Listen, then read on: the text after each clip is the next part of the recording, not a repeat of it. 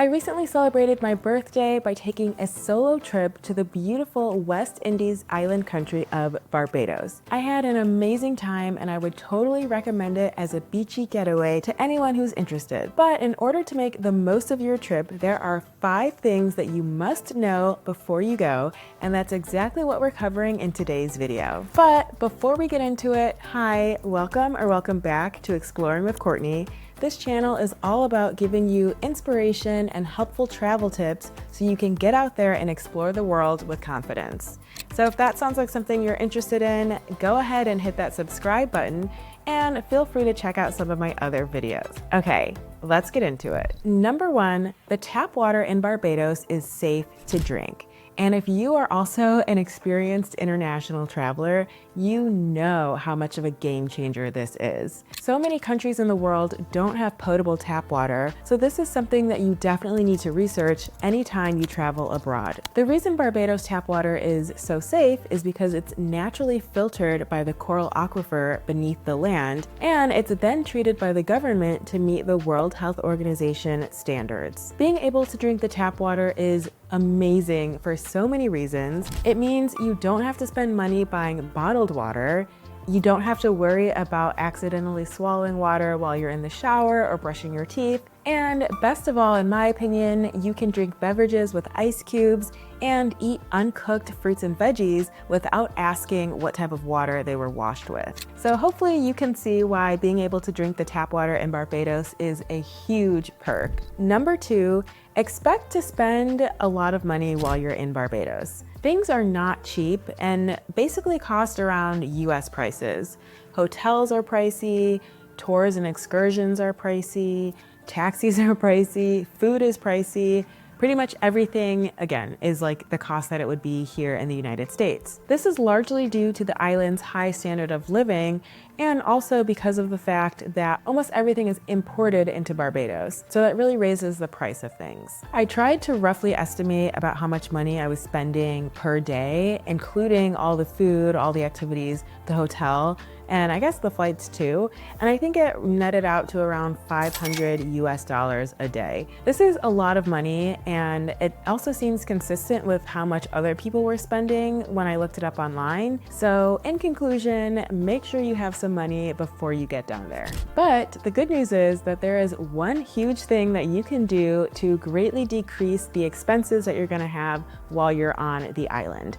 And that would be take the public bus instead of taking taxis everywhere. This is something I discovered way too late in the game, literally the second to last day of my trip, but the public bus in Barbados is such a reliable and great way to get around town. Since moving to New York, I've developed a real appreciation for public bus systems, and here I ride them pretty often. But the bus in Barbados was truly unlike any other experience that I've had before. For one, it is so affordable. I think each trip costs around $1.75, which is way cheaper than what it is here in New York. It's also incredibly convenient and somehow literally always there when you need it. I only took the bus, again, a couple of times because I discovered it so late in my trip, but the buses seem to run constantly and there are bus stops literally everywhere that you look.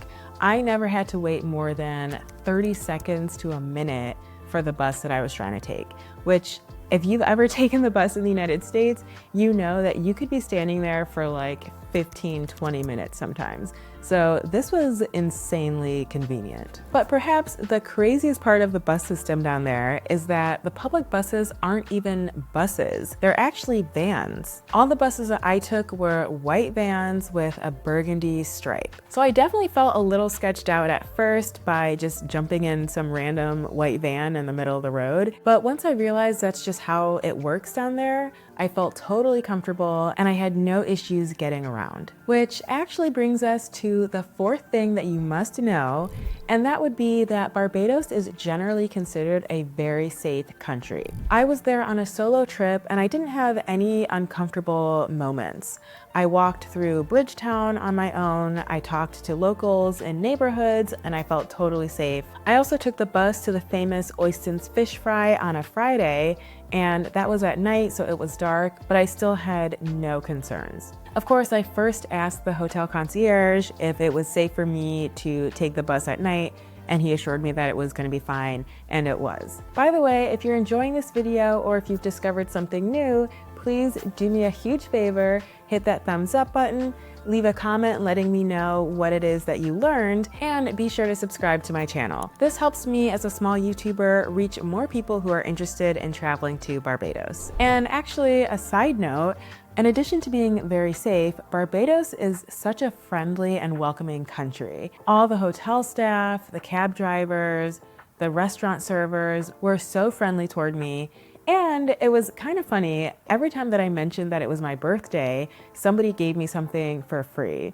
And it was honestly to the point where I felt like, is this some sort of a national law? Like if someone says it's their birthday, you have to give them something for free. Like literally without fail, it happened like every time. So that was just an added bonus to the trip. But needless to say, Barbados is definitely someplace I'd be happy to travel to again as a solo traveler. And lastly, number 5, Barbados is the birthplace of rum. Rum is considered to have originated right at the Mount Gay distillery in Bridgetown, and you can go to the distillery to take a tour, learn more about the history, and also try some samples. Even beyond Mount Gay, Barbados has 3 other distilleries that you can explore. They are Foursquare, West Indies Rum Distillery, and St. Nicholas Abbey. And rum is one of the country's top exports, so in my opinion, it really doesn't make sense to visit the country without trying something from one of the local distilleries. So there you have it, the 5 things that you must know before going to Barbados. If you have any questions or if there's something that I missed, please go ahead and drop that in the comment section, or feel free to shoot me an email. Give this video a big thumbs up and hit that subscribe button for more exploration, inspiration, and travel tips,